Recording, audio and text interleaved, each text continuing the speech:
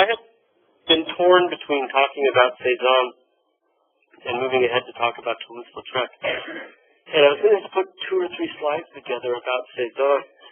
And the next thing I knew, I had 25 slides. And because he's such an interesting character, and his output. There's some things we haven't talked about with his paintings yet that I think are kind of important to talk about to finally sort of come to grips with Cezanne. And we spent 3 or 4 days on Monet, so I'm okay with that. And we should have spent more time on Manet. I wish we had. But there we are. So we'll be looking at some other works by Cezanne that fall outside of what we've looked at so far, which have primarily been landscape and still life paintings. I want to look at some of these other works as figurative paintings. And also take a few minutes to sort of talk about the legacy of Cezanne and his importance for the development of modern art in the 20th century, because I don't think there's anybody from this time period that looms as large for the development of modern art as does Cezanne. So we'll start by looking at his images of bathers. He did, I think, something like 200 different pictures of bathers. And by bathers, he means, swimmers, right? Rather than bathing in the Degas sense. Although early on, Degas does women that have been bathing in the out of doors, bathing suits, we call them, right? Rather than swimming suits. So his bathers are these figures who have, taken I guess they're skinny dipping. It looks like Provence, probably is meant to be Provence. But he's certainly inspired on a certain level by Degas. In fact, many of his themes parallel Degas. We'll see when we get to Toulouse-Lautrec next week that Degas kind of looms large for subject matter choices for a lot of the other impressionists. And Cezanne started doing these bathers pictures all the way back in the 70s when he's in Paris and part of the Impressionist group. So it should come as no surprise that really, I think there's some parallels to Degas. For Degas, however, the bathers morphed very quickly into becoming studies of prostitutes at work, because Degas was so much interested in images of, professional performers, whether they're ballerinas or jockeys or prostitutes, or just professionals at work, women ironing, for example, right? They quickly morphed into that. But for Cezanne, there's something very different about his bathers that maintained strong throughout his career. And that's the sort of quasi-mythic quality he brings to it. There's something about his figures, and they're intended to be women. I know that some of them are quite androgynous, the seated figure on the left, for example. But they're intended to be women, and there's something about them that transcends these images of everyday life that Degas was doing. Right? For many of the Impressionists, we found that, they developed out of the realist circle, and much of the subject matter is simply observations, right, of the world around them, brought to the canvas. The modern city of Paris, the people who work in that modern city, the people who've been displaced by its modernity. For Cezanne, it's not about observation anymore, and this should really come as no surprise, given that Cezanne's pictures that we've looked at, whether they're still life or landscapes, have diverged from observation rather drastically by moving his canvas around, bringing multiple points of view in, by blurring the distinction between what is observed and what is painted, right? By not blurring the distinction, that's the wrong way. Blurring the distinction between the forms that he sees when he's observing, but also then enhancing the distinction between what he sees and what he represents. Is that clear what I mean by that? In other words, what he represents is not, what he paints is divorced from what he sees. Right? He's enhancing the difference between the painting and the observed object. And that, as we saw time and again in Cezanne's work, It's not a dialogue between his eyes and the things he's looking at, which would be what Monet is, more or less. It's a dialogue between his brush and the canvas. So he's more concerned with the two-dimensional composition and how the different elements interlock, seeing the forms in terms of cubes and cylinders and cones, the geometry of the work, rather than trying to illustrate something that's credible, logical, rational, and understandable. And in fact, these late pictures, these bathers, especially even from an early point on, were criticized by some of the friends of the Impressionists for diverging far too drastically from the observed world, that they were works of his imagination, works based on imagination, rather than works based on observation. They were criticized for that, including by his childhood friend Zola. Remember, he grew up with this novelist, Émile Zola, Z-O-L-A. Both of them had moved to Paris around the same time, Zola a little earlier. And they had a falling out over a book that Zola had written that Cézanne thought was about him, about a failed painter who kills himself by hanging himself from his canvas. It's a masterpiece. It's a great read. Great fun. But Cézanne took it personal. One wonders, in enhancing the theme of the bathers, to be over 200 different pictures by the time he was finished, working from the 70s all the way to his death in 1906, whether or not he's sort of, heck with you, Zola, I'm going to go ahead and do it anyway. You know, you may have criticized these, but I'm going to keep pushing it and pushing it. Whatever the case, it's important to remember that these were criticized for being imaginary pieces rather than observations, which had defined the Impressionists and really had defined art going back to around 1850 with the realist movement that led to Impressionism. And if we then just always recall that his bathers are entirely imaginary, then we should begin to wonder, what is he imagining, and what does he think that these different things are? What do they represent to him? And as we look at the bathers, and we'll see 3 or 4 of them, certainly not 200, what we'll see is, I think, that he views these figures as having a sort of mythological status that might go with their imaginary genesis, right? Their birth in his mind rather than in the world around him. That he sees them as nymphs of the woods, you know, mythological characters, goddesses and gods, and personifications of the wild forests of Provence. And I think that idea that they are one with the landscape, that they are these embodiments of primal natural forces, can be seen in the way in which he blurs the distinction somehow, or at least narrows it, between the figures and the trees. Look in particular at the figure who appears as if, well, they've got their arms over their head, elbows bent over their head, taking off a shirt right in the center of the canvas, right? And the tree immediately next to that figure. You see the compositional parallel he's drawing between them. How he's even modeling the tree with the same colors that he's using to model the bodies with, right? That tree that is just off center to the right. Or the figure seated with her feet in the water, I assume, or her feet by the side of the water, knees up against her chest, just in front of that figure, and how the tree seems to grow out of that figure, right? On the far left, the seated figure and how it melds with both the rock, I assume, that it sits on, or the tree behind it, right? The two struggling figures on the right, fighting for who knows what reason. It's imaginary.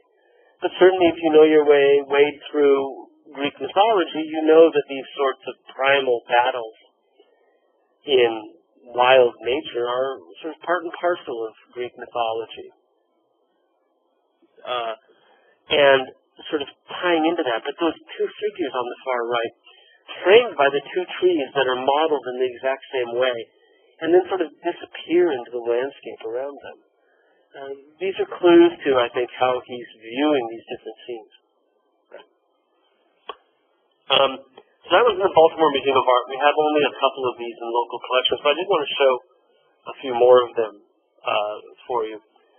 This is in the Philadelphia Museum of Art, and I thought just so you get an idea of how he worked these things, even with the bad rack focus, you can see that the picture in the foreground is probably like this, you know, tiny little thing, and the bathers in the background is absolutely massive. Right? This is a theme that preoccupied him. The bathers, in many ways, were to Cezanne what ballerinas were to Degas. Constant source of inspiration, and allowing him to work and rework and refine his ideas as he plays with them again and again and again over a 40-year span, a 30-year span, right, 1870s to 1906. And so that one that's in Philadelphia, the largest of the entire, actually the three really large ones, all at the very end of his life. Some of the last pictures he ever painted. And two of them are in Philadelphia. One's in the Philadelphia Museum of Art, one's in the Barnes Collection, and I think the third one, I can't remember where it is, like somewhere in Europe. But, you know, the figures are nearly life size in this. It's a monster canvas. And as such is intended, I think, by Cezanne to wrap up so many of his ideas. And you can see the things that we've been talking about by looking at his landscape pictures, how smart he is at leaving bare canvas in certain areas as part of the composition. The reclining figures in the lower right corner, for example, almost all of the highlights on the flesh are bare canvas. Even in the background, that I have a detail coming up, but that figure on the far shore, difficult to sort of read, also built around the bare canvas, the cloud that rises above the city in the background, also utilizing the bare canvas. But again, women engaged in a private ritual in the wild, swimming. And it's hard not to think of, you know, primordial figures crawling from ocean to sea, from water to land. Primal. Right? This is even though there's a group of them, one can think of all of the different myths across religions where nude figures are in the woods, whether it's, you know, Adam and Eve or first generations in the Americas, which weren't necessarily mythological. There are these ideas of this as a pure way of living, a golden age, where progress hasn't spoiled anything. And we had from our reading on last week, we had the idea that for Cezanne, progress was difficult. Right? Industrial progress was something he viewed as being problematic. That he didn't like the encroachment into his old Provence of either tourists or in industry. And if we keep that in the back of our mind, then these images that he keeps reworking while in Provence of a golden age where, you know, clothing was optional and people lived closer to the land in perfect harmony with their surroundings to the point where their embodiments of that fits right with those ideas that we were talking about with more straightforward pictures. So this is really nothing new in Cezanne's work. I like how in the one on both of them, certainly with our picture, the Baltimore picture, you can see the hills in the background that remind you of the foothills around Mont Saint-Victoire. But in the left, you can see a church in the background, can't you? Through that opening, something with a steeple. There certainly is a church. Some cypress trees, and then there's this sort of broad, open plain that leads to this water on which, on the other side of which we're located with the figures, who do nothing to acknowledge our presence. We're that in literature you talk about the omniscient narrator that has nothing to do with the drama at hand, but seems to know everything that's going on, right? Sometimes you read a novel and it's in the voice of one of the characters in the novel, and other characters react to that person as they move through the story. But in this case, we're detached. We're there, but they don't know we're there. They haven't acknowledged our presence in any way. We're either one of them or just the fly on the wall. And at the same time, there seems to be a figure approaching them from the other side that they do seem to be reacting to. Yeah? That figure on the far side with... It's weird, isn't it? What is that figure? It's a standing man, or human, I should say. With what? A dog? Based on size? But based on figuration, it looks more like a horse, almost, although well out of proportion.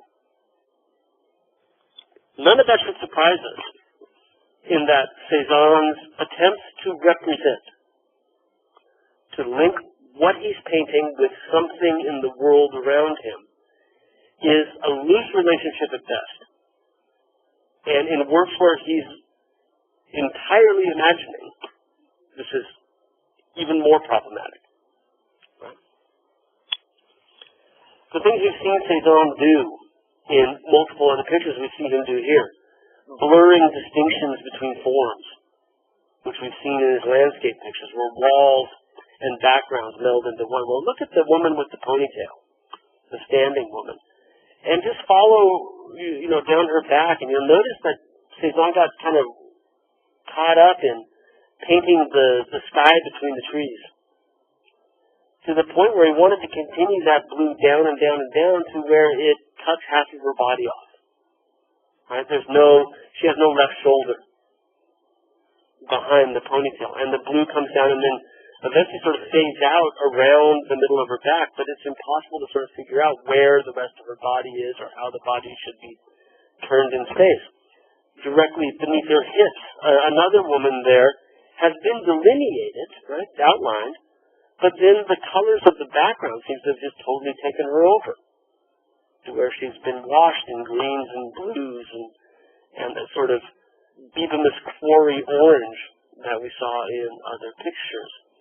As we move in front of her, we see 1, 2, 3, 4 figures. The seated woman in the foreground, her face disappears into the back of the woman behind her, or into some other form that's between her and that woman with her back to us.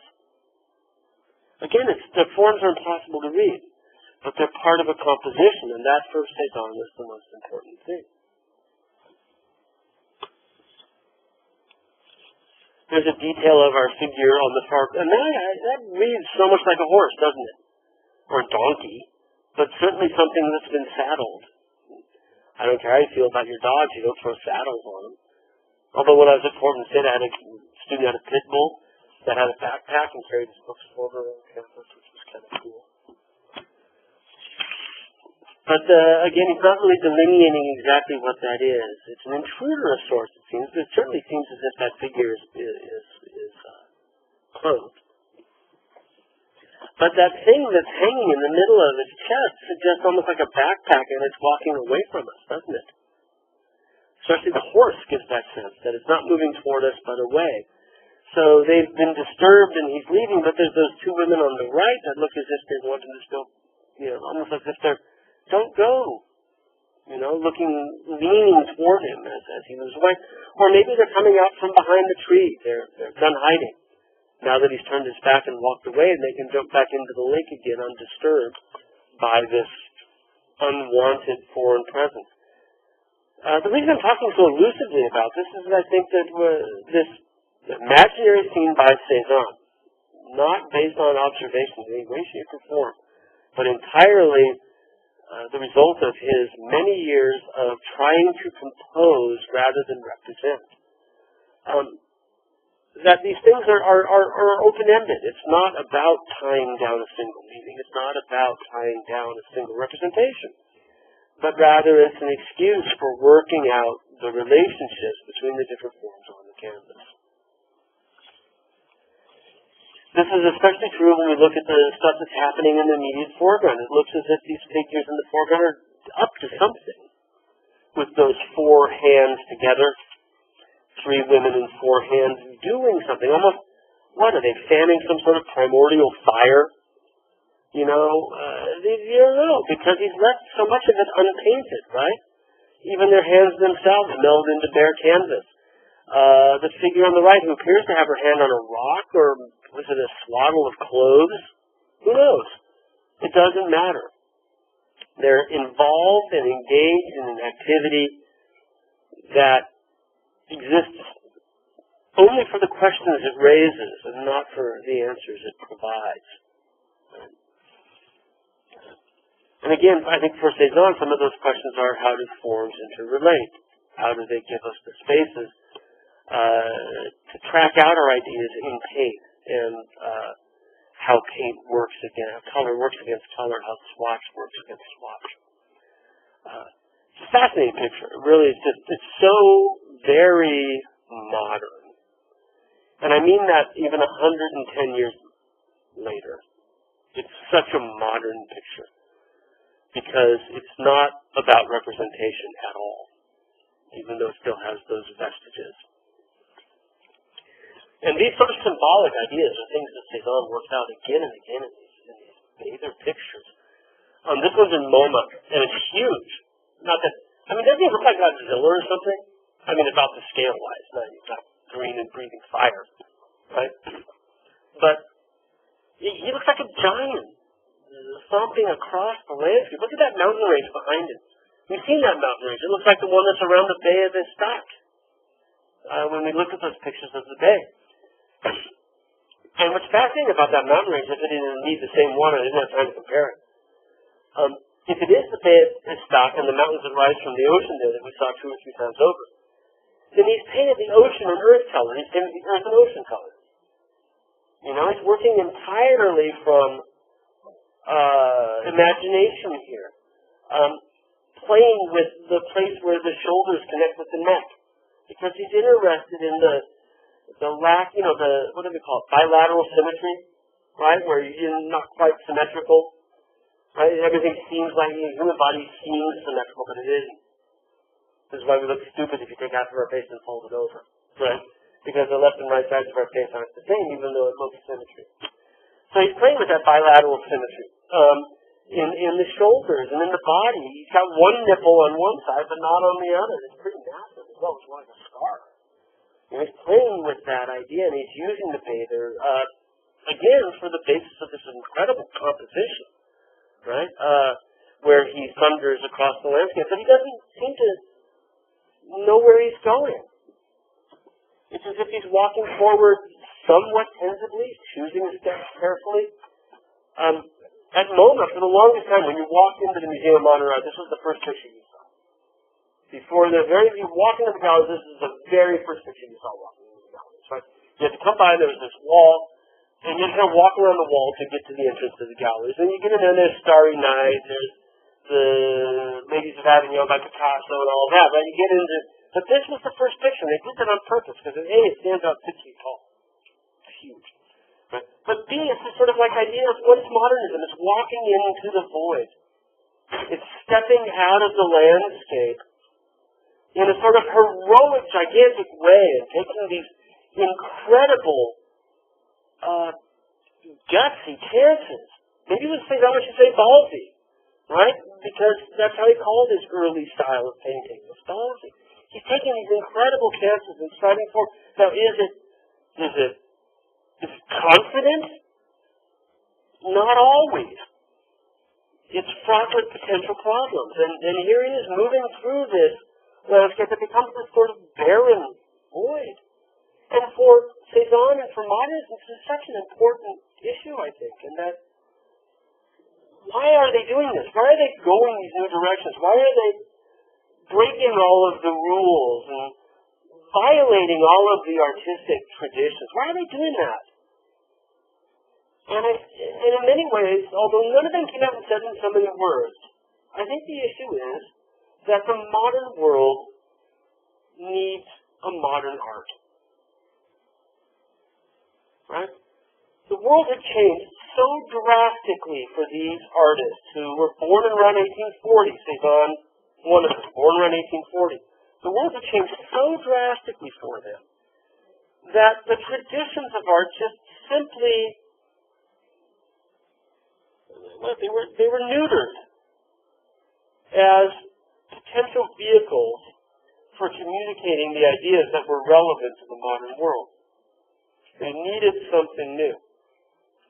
Right? Industry, demographic change, progress had altered everything in less than a lifespan. Now, to you and me, this might, yeah, so what? It happens less than a nanosecond. You know, who can remember what cell phones were like before a freaking touch screen? You know, I can, but only barely, right? I remember looking at a touch screen and going like, yeah, right, we're going to use that, right?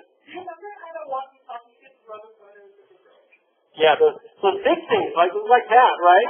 Yeah.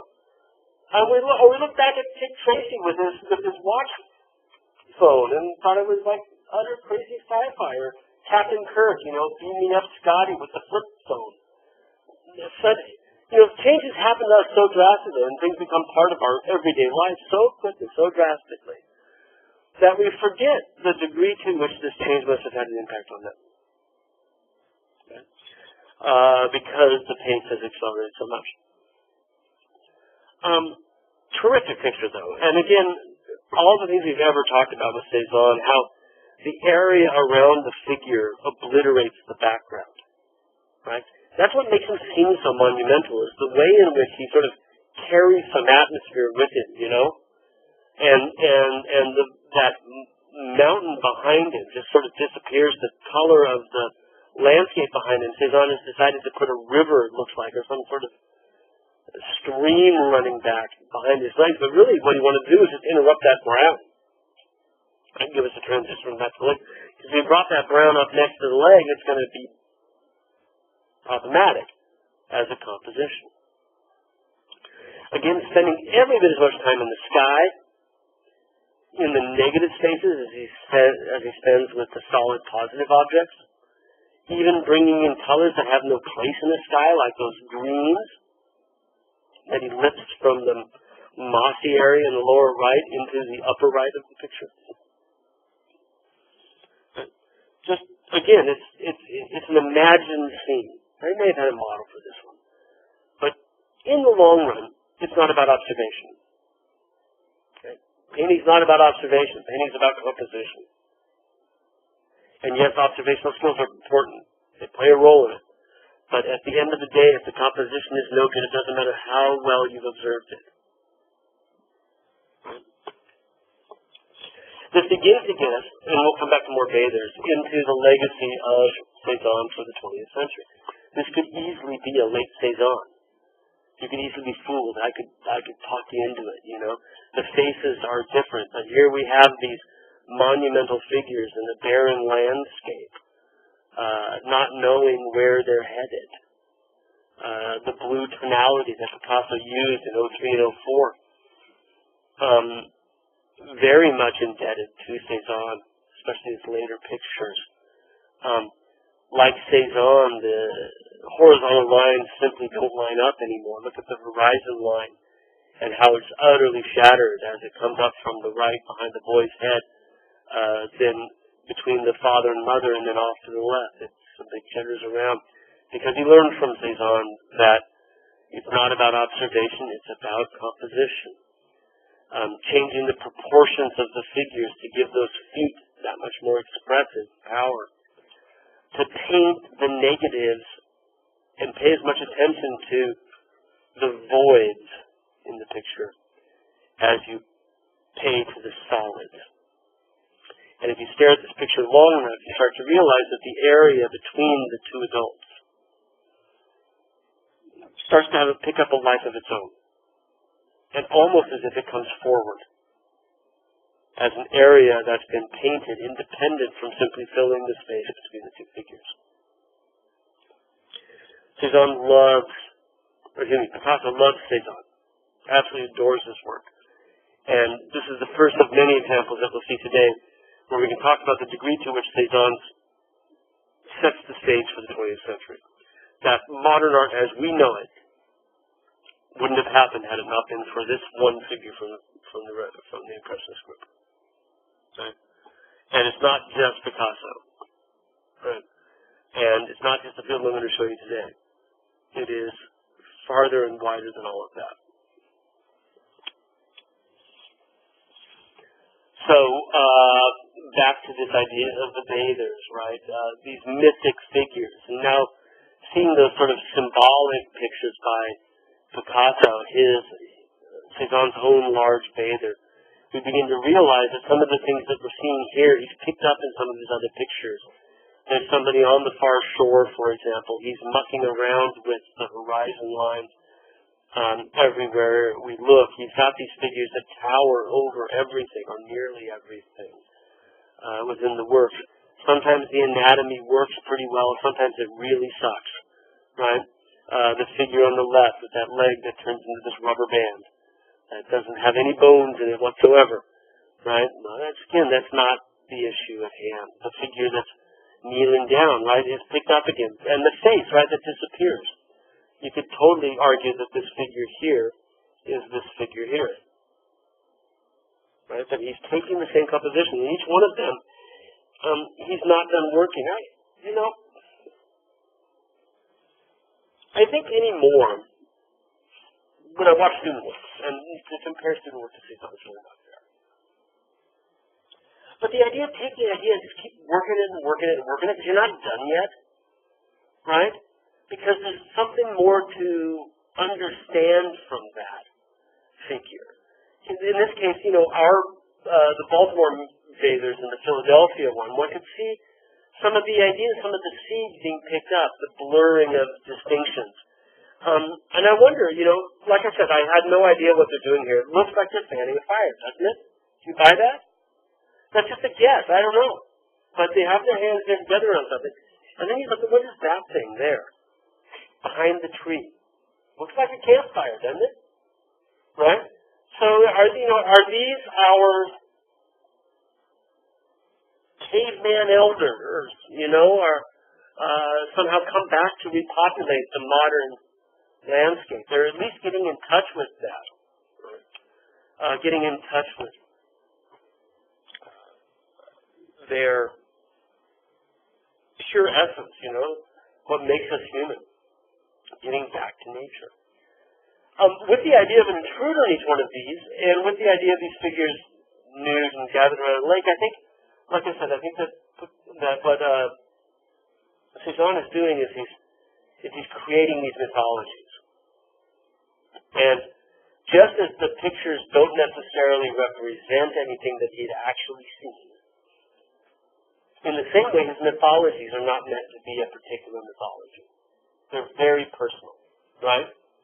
So they may have analogies with various myths that one could come up with and point to. But that's not what he's trying to paint. In the same way that his pictures look like news, it looks like Provence, it looks like the hills around Mont-Saint-Victoire, but that's not the point. Right? The point is the dialogue between painter and canvas, the relationship between color and composition. So one could look back to Renaissance pictures of images where Diana, the huntress, was caught bathing with her maidens by the hunter Actaeon accidentally. He wasn't stalking them. Can I get political? It's not Donald Trump, but the Miss America pageant walking in when he can. He's accidentally stumbled on them naked and sees them there. And Cézanne's making an allusion to this idea. It's almost like your Actaeon, or the guy on the far side of the river, or the lake might be the unwanted visitor. But the idea of figures caught bathing, covering themselves up, you start to look at some of these poses and you start to think that could easily be something that Cézanne's working with. The figure with the fabric over her head, trying to cover herself up. I think I told you guys the myth of Actaeon, didn't I? was a hunter, like I said, accidentally came across Diana and her woodland nymphs bathing naked. And nobody's supposed to see your goddess naked. And so Diana got all mad at him, even though it was just a stupid mistake, right? This always struck me as so unfair. He wasn't trying to see him, right? It was just, oops, sorry, and turned away. And she immediately turned him, he was out hunting with his dogs, and she turned him into a deer. His dogs ate him alive. That's a little bit draconian. You know, just for oops, being in the wrong place at the wrong time. So I guess that next time you're out in the woods, think twice about what corner you turn around. So this is just before Actaeon, and there's Diana. And you'll notice also in the background here, right, there's a little figure back there too. But I don't think Cezanne is doing a direct revision of this or any painting or even any particular mythology. He's just understands this idea of goddess. You know, what happens in the woods? That's where goddesses take off their clothes. You know, that's where people commune with powers greater than themselves. And that's what he's working with, not the idea of doing a particular modern mythology. It's modern in that it's divorced from the tradition, right? That's what is his relationship with these things. That said, if you keep in mind one of the quotes I read you from him a couple days ago, which was that he didn't like Impressionism because it didn't have the lasting quality like paintings you see in museums. That he wanted to make a painting like the old masterworks in museums. If you keep in mind that that is part of his agenda as he's working, then these bathers, these modern mythologies, derived from but not stuck to the traditions, make that much more sense. Oops, didn't mean to do that so quickly. Down at the National Gallery, we've got these are both pretty small. The Battle of Love is like yay, right? Or so, maybe 8 by 10. Maybe slightly larger than that. But again, it's another of these takes on the same theme from much earlier in his career. You can see the brushwork is very different this 20 years earlier or so, where those large patches of tree that turn into sky are still trees at this point in his career. But at the same time, they're painted with the same sort of density and vigor and vitality as the clouds behind them are. You know, in a black and white picture, it would be hard to sort of distinguish between the patches of blue sky and the patches of tree. And the figures here, all struggling, all paired off, right? 1, 2, 3, 4 pairs of 2 here. Love the dog, which you might miss at first, barking at the pair, but they're all struggling. And calling it the Battle of Love is interesting because while the ruddy complexion of some of the figures suggests that they are male, right? It's traditional in art that women are pale and men are tan. You know? That suggests as much here. But at the same time, the hair of the figure in the center sort of, I don't know, is that her hair wrapping around the back of that figure maybe? Difficult to say for sure. Right? But you get the sense that with this eternal struggle, right, the battle of love, the struggle for what? One could argue it's a rape scene, and I could have brought in something to show you of, you know, the gods raping numerous young women and men from Greek mythology. Randy old Zeus posing as this, that, or the other thing to have his way with this, that, or the other young nubile, right? Flesh, right? An eagle so he can get young Ganymede, rain of gold so he can get Denia, a cloud so he can get Io, right? A bull so he can get Europa. Right? I could have showed you any of these things where gods struggle to get their way with women. And certainly I think that's part of it. And while sexual abuse has been much in the news of late, I don't think that's really what it's about so much as it's like the bathers on the right, Cezanne sees these figures as allegories for primal forces of nature, struggling against each other, but writes it in this sort of mythological form. And again, borrowing from pictures all over the place. I think any one of these would benefit from going back and just looking at Western art and seeing where he's picking up these pictures from, where he's getting these ideas. This one's in, that girl, the redhead in the middle that's being sort of swept off her feet by that man with his legs so firmly apart there. The placement of the legs reminded me visually, less so now that I see it, of this Rubens picture in Munich, again, where Romans are absconding with the young ladies of their enemies, and writ as not as sexual violence, but as an act of heroism, which in itself is a bit creepy. But like Rubens, he sees this struggle in sort of as if it were the power of nature itself struggling. And for Rubens, the horses do this, and for Cezanne, it's the parallel between the bodies of the women and the clouds. You could argue that many of the clouds in the Battle of Love start to take on these anamorphic forms and look as if they're thighs or hips or shoulders or breasts or buttocks. As in the way that he's painted them, there's a symbiosis, that's a good word, between the figures and the landscape. So these Vedas for him were not only an excellent opportunity to work and rework again his compositional ideas. And like I said, over 200 different versions of this on all sorts of different scales. But also a place in which to invest his idea of creating a modern mythology for a modern world, where he might in fact also couch some of his ideas about progress versus tradition, and the importance of nature itself as an unspoiled force and power.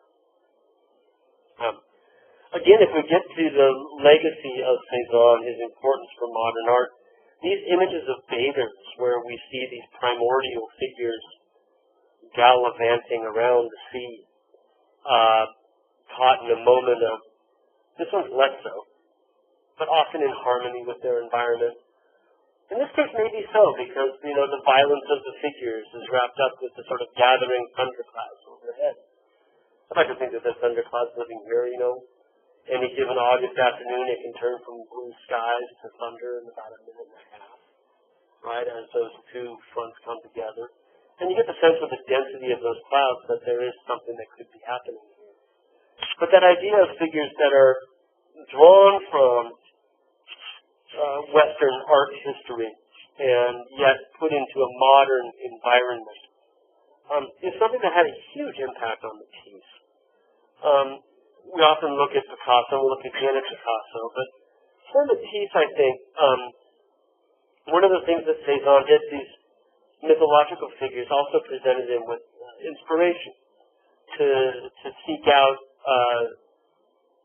images that showed us in a more perfect harmony with our environment, in accord with it one way or the other, and expressed through figures, all of which have a long legacy in visual art of the Western world.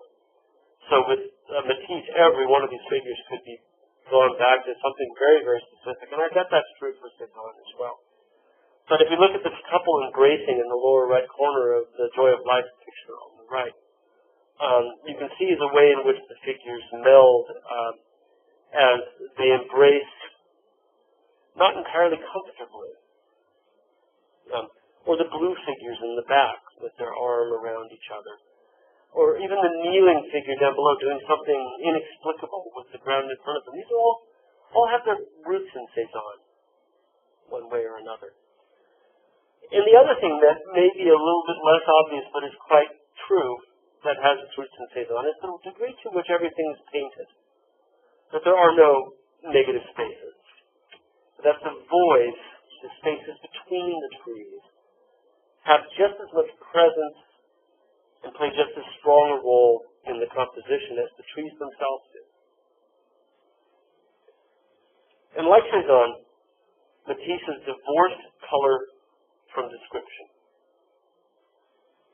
Now, Cezanne always did that, divorce color from the thing it described, in a way that still sort of quasi-made sense, you know?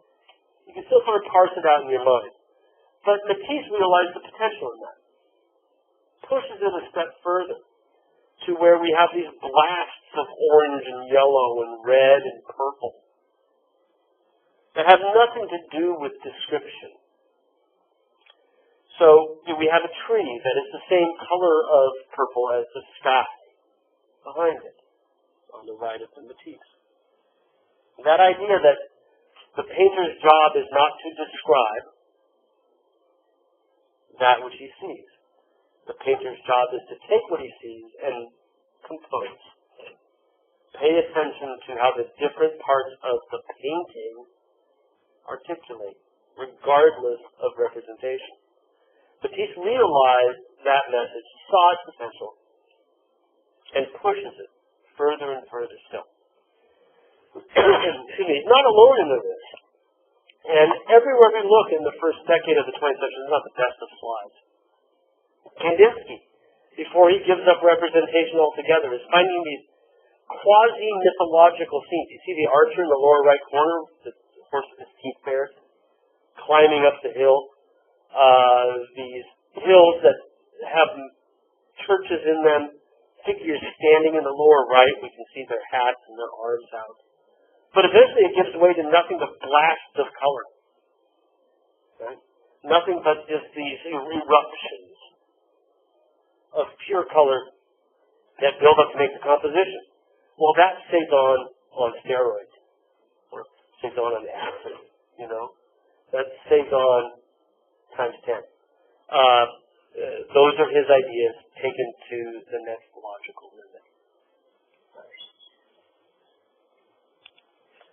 Again, what's interesting about, okay, come on. Change the slide, there we go. For Cezanne, what fascinates me about him at least, is the degree to which he stands with one foot in the past and one foot in the future.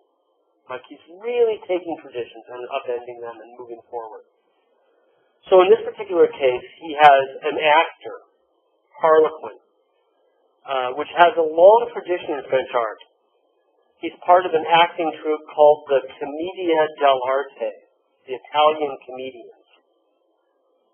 Commedia dell'arte, comedians of the art, right, in Italian, or Italian comedians, which have been around since the 17th century or so. And they were acting troupes. In fact, you know, the Manet Old Musician is kind of an offshoot of that. But what the Commedia dell'arte consisted of was about 6 different cast members, all of whom wore costumes to identify themselves. And no matter what narrative they were enacting, they were the same character.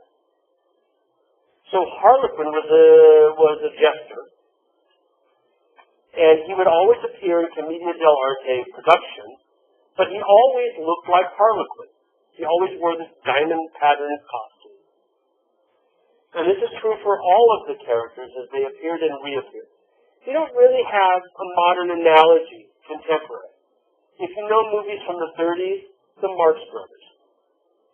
You guys know the Marx Brothers? This is a lost reference for y'all. Groucho Marx, mustache, Harpo never talked, Chico wore a hat.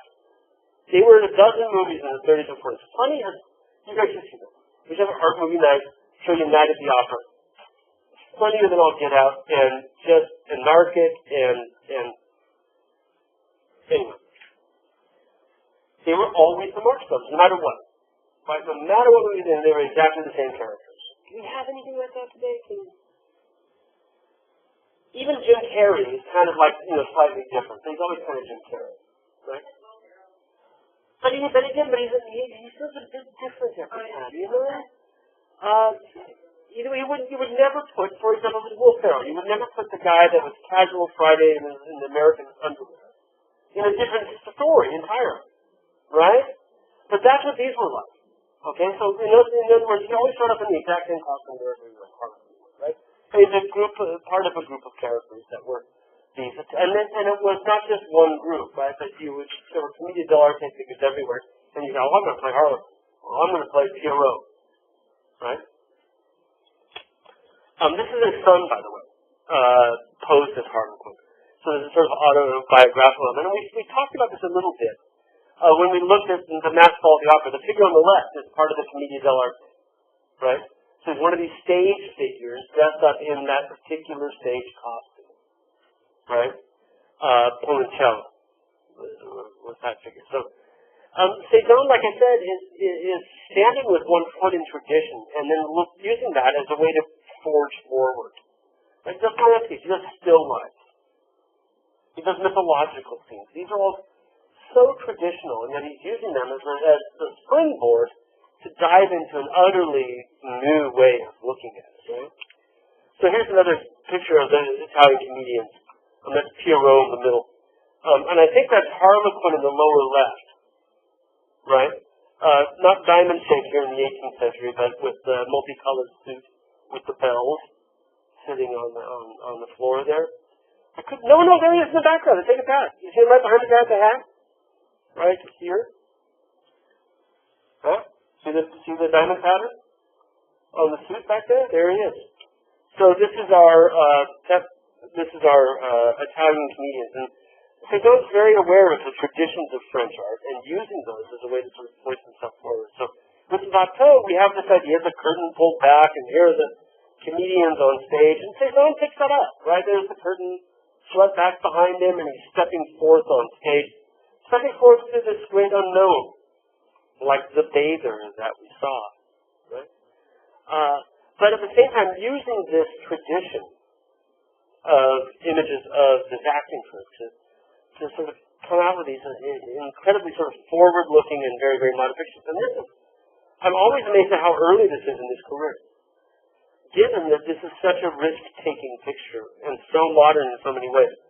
He's as much interested in the outline of the figure, which doesn't really always work. The proportions are off. The size of that hand looks almost like he's wearing one of those things you wear to a football game where we're number one, a big styrofoam thing on his hand. And it's almost like it's articulated into a claw that doesn't really work insofar as holding onto that baton is concerned. Right? You look at the baton, it doesn't rest easily in that hand. Some nice details. I'm trying to just got a little bit blasted out from the highlights that we're breaking down across at that particular day. But you can see that he's not interested in trying to give us the face of the figure, and in many ways that fits with the idea of a costume figure. You're not an individual, you're the costume, right? You aren't an actor per se, you are now Harlequin. But look how he simplified that hat in that odd sort of size-shaped crescent moon. Again, remember Cezanne said you should make everything geometry, right? He said spheres and cones and cylinders, or cubes and cones and cylinders. But that doesn't mean that that's where you should stop, right? He's interested in sort of simplifying everything so that it can find its strongest place within the overall composition. The way in which everything is painted the same, the floor and the wall, aren't painted significantly different. Even though one comes out at you on the horizontal, one rises behind him on the vertical. Yet the way in which he applies the paint hasn't really changed in order to model that space. And how along the sides of the Harlequin figure, he's using those areas right along the sides of the figure as places for these mediations between color, right? Where he's figuring out how they work against each other, regardless of what they're illustrating. So the baseboard just goes all crazy around his knees, right? Doesn't articulate side to side. And as we look at those areas, we start to realize that those are just sort of abstract areas of color interaction. That the color is put down not in a way that it describes anything, but rather in a way that it interacts with the other colors that he finds there. He's not interested in describing. He's interested in composing. And that's true for all of his works. That baton, again, all but disappears next to the body. I love how he's always doing it. He's always giving these sort of auras, you know, that the figures stand out from their background as if they've just appeared sort of supernaturally, right, transcendentally. Or even around the edge of that baton, he's come back in with this inexplicable bit of dark Prussian blue in order to make the edge of the baton stand out. Something that's not about observation, right? And again, it's about composition. That in order to make that baton stand out, he needed that extra accent of color. Again, I could probably convince you that this was a Cézanne, this early Picasso from 1905, where he's very much under the sway of some of Cézanne's works. And here, a family of traveling performers, where again we have Harlequin. In this case, that's a self-portrait of Picasso. The fat fellow next to him, another member of the Comédie de l'Art, is Picasso's best friend, the poet Apollinaire, who wrote a great appreciation of Cubism later on.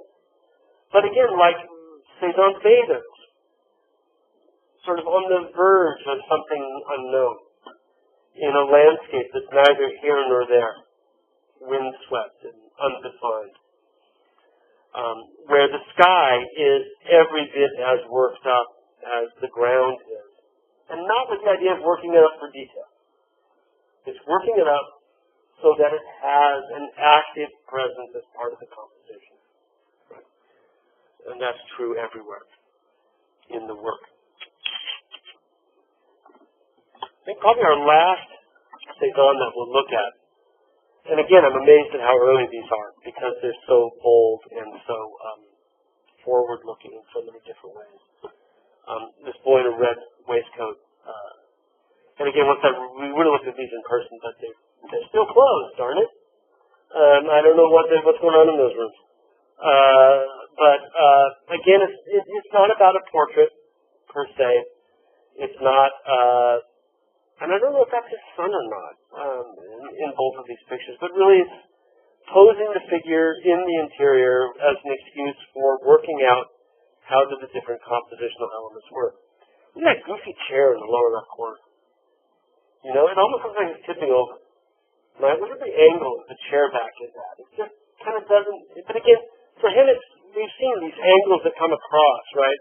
These sorts of things that work their way, especially close to the edge, are things that he loves playing with, these lines that come in at a sharp angle, or I should say less than sharp angle to the edge. You might recognize the drapery in the background. We've seen it behind some of the still lives we've looked at before, that heavy tapestry with the floral pattern on it. We've seen him work with before. Again, like the Harlequin, the face is not well defined here, but it's more defined than some of the other parts of the composition. He's again playing with the bare canvas in a rather bold fashion, but his proper left sleeve on your right, you'll notice as you look at the sleeve that at a certain point, there's our cylinder that he talks about, right? Think of things as cones and cylinders and cubes. And that left sleeve becomes this cylindrical form on which we have paint that looks like it's almost been slathered down there and allowed to drip, right? As if it's just paint on a canvas and not making any attempt whatsoever to describe anything.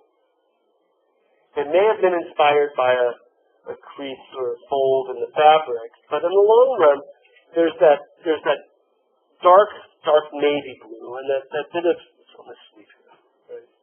And that little bit of lighter blue that's next to it. And once you focus in on that area, you realize he's no longer describing anything. Right? It's just the paint.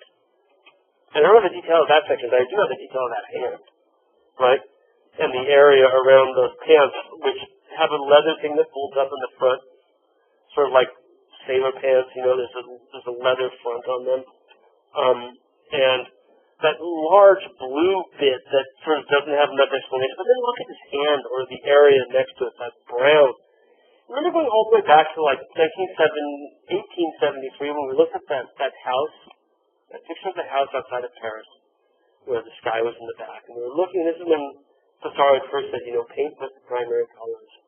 And even the thatched roof there had that same amalgam of these browns and greens brought together. And here, he's no longer even trying to describe, and the greens that make up the parts of this brown pants that he's wearing, all of a sudden just ends up on the back of the hand of the boy, right? Again, not describing, but composing. Everywhere you look, the paint spills. It's not, the paint is never associated with the thing it's describing, or the color isn't, right? The color is independent from the form, and exists for its own sake and has its own power to bring to the composition. On the other hand, where we can see traces of the bare canvas being used to highlight the fingers. But again, as a place where you get these colors crashing against each other, regardless of what they might have originally been intended to describe. That's not the point. The point is this dialogue of pigment on the canvas. Again, the highlights on his waistcoat, some bare canvas left here and there amid all that red, and some of it really nicely done in that he's drugged the paint over the heavy weave of the canvas, leaving the pits of the canvas to remain white forever. I was intrigued as I was going back through my detail slides of this area of his right shoulder, and the degree to which when you isolate it from the figure, you start to see these forms as painted forms that almost like, I don't know, mountains or landscapes or something, where, for example, you start to see this as something, and then that as something, and then this bit back here.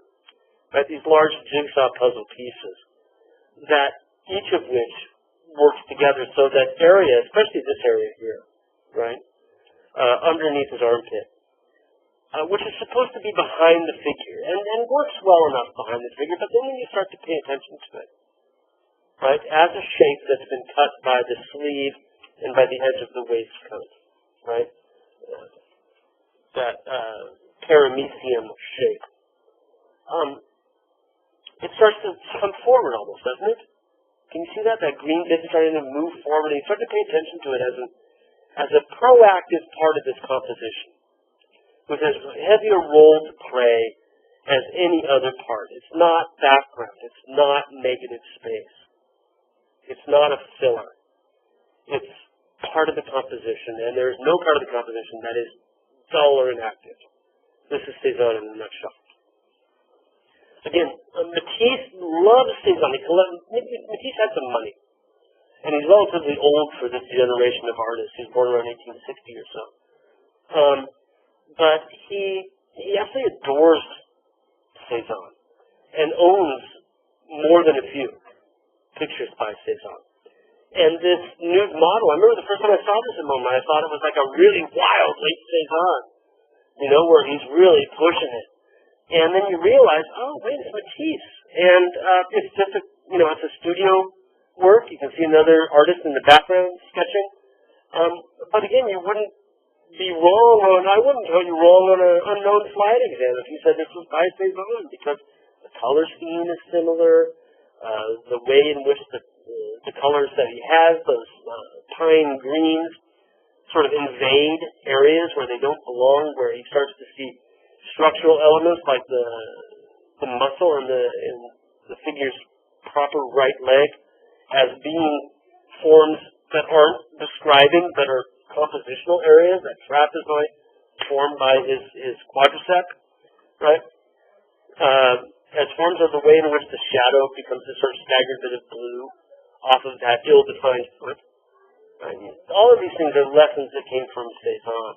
The way in which he breaks things up to where background becomes foreground, if foreground becomes background. There isn't, when you make composition, we talk about figure ground, right? We talk about the relationship between the figure and the ground, the background on which it sits. But for Cezanne, the figure-ground relationship is disappearing. The ground is as important as the figure. The figure is as unimportant as the ground. Everything is equal. Right? Everything is equally silent. Right? Everything is equally, what's the opposite of solid? Transparent. Right? Translucent. Picasso's Cubism is an enhancement of this very idea. Cubism is an idea where you see things from multiple perspectives. Well, there's Cezanne, right? We saw him already moving his canvas around to pick up multiple points of view. We saw those stacks of cards, playing cards, right? His houses as playing cards that didn't make sense. It's that. It's treating solids as if they were voids, treating opaques as if they were transparent, and vice versa. That's Cezanne as well. What Picasso did to get past all this is to drop color. Right? He's picking up the structural side, the compositional element from Cezanne, taking it a step further and abandoning color so that he can focus only on that.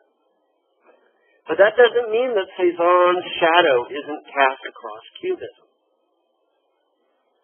Without it, we don't get it. And everywhere we look in the first, second decade of the 20th century, we see Cezanne again and again and again. We know where to look. Once you get accustomed to what he had done, you can't go anywhere. You can't go to Germany and see expressionist works from Germany without seeing some legacy of Cezanne. The idea that color does not have to be used to describe what you see. Color is divorced from description. Once you do that, color can be used for anything. Right? For Cezanne, it was about this structured composition. But for the expressionists, it's about jarring juxtapositions that cause emotional reactions on the part of the viewer. Great. But who told them it was okay to divorce color from description? As much as anybody at Cezanne.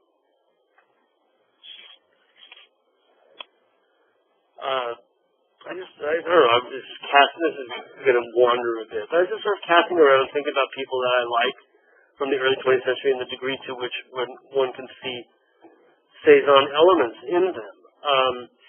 The trees that disappear into their own backgrounds, figures that morph into their space, areas that appear quasi-geometrical but not exactly, a sense of a paint application that is vibrant and vigorous and alive everywhere. Franz Marc was in Munich prior to World War I, where he was killed in the battlefield. This picture in the Phillips. I think even the color scheme itself owes some debt to Cezanne. Less obviously, but just as drastically, the idea that color doesn't describe.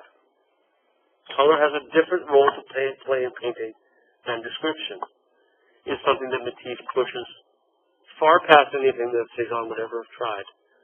But without Cezanne's experiments, there's no way he could have ever done it. Matisse does it more radically, more drastically, to the point that he was called wild, or wild the beast, for the way he paints. But if we look at the interior of the house and these purples and turquoises and blues and pine greens inside the room, none of which have anything to do with description. We look at the panes in those open windows and how they violate perspective, especially the right-hand window. It makes no perspective sense whatsoever. Again, these are all little cues that Cezanne brought to the table that other artists in the 20th century emphasize and push. With that, we'll leave Cezanne. I had more I could show you, but I'm not bothered. Next class, What's today, Tuesday? God, I want this semester to be over. I want this year to be over. Did you see John Oliver on Sunday? He blew up a big number 2016 with the F-bomb. Heck with it, right? And we lost David Bowie and Prince, you know. It's been a very cruddy year. To say nothing of other people, right? Anyway, we're moving to Toulouse-Lautrec next. We don't have any readings for a while. Is that right? I don't think we have anything until after Thanksgiving because you guys got stuff to do, right? So,